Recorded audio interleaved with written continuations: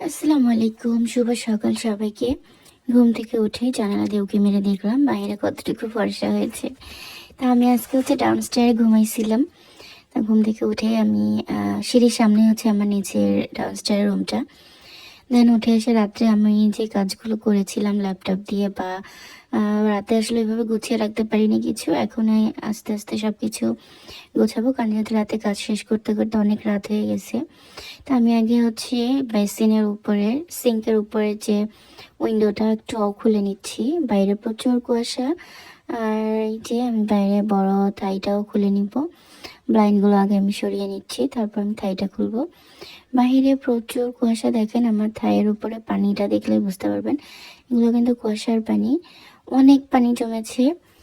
তো আমি এই যে একটু খুলে বাইরেটা দেখে নিচ্ছি, বাইরে প্রচুর কুয়াশার পানি পড়তেছে এখনো। তো আমি একটু বাগানটা একটু দেখে নিলাম। এখন আমি আবার তাইটা দেখেন, কালকে আমরা রাতে একটু বাগানে ছিলাম, লাইটটা আমাদের অফ করতে ভুলে গেছিলাম, সেটা আমি অফ করে দিলাম এখন। তো এখন আমার সব গাছগুলো দেখা হয়ে গেছে। আমার যারা লেবু গাছে মাশাল্লাহ ফুল এসেছে, দেখে মনটা ভালো হয়ে গেল। তো আমি এখন আবার বাসার মধ্যে চলে এলাম।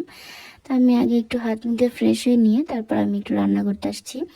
তো আমি রাত্রে কালকে বুড়ি ভিজিয়ে রেখেছিলাম, বা বট যেটাই বলেন। আমাদের এলাকাতে তো বুড়ি বলা হয়, আপনাদের এলাকাতে কোন এলাকায় কি বলে একটু জানাবেন কমেন্ট করে। তাই যে আমি বটটা রান্না করে নিচ্ছি, বা বুড়িটা। দেন আমার ব্রেকফাস্টের জন্য আমি একটু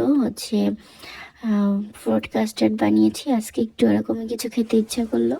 আজকে আর ভারী ভারী বলতে অন্য কিছু খেতে মন চায়নি। তো এই আমার ব্রেকফাস্ট আজকে।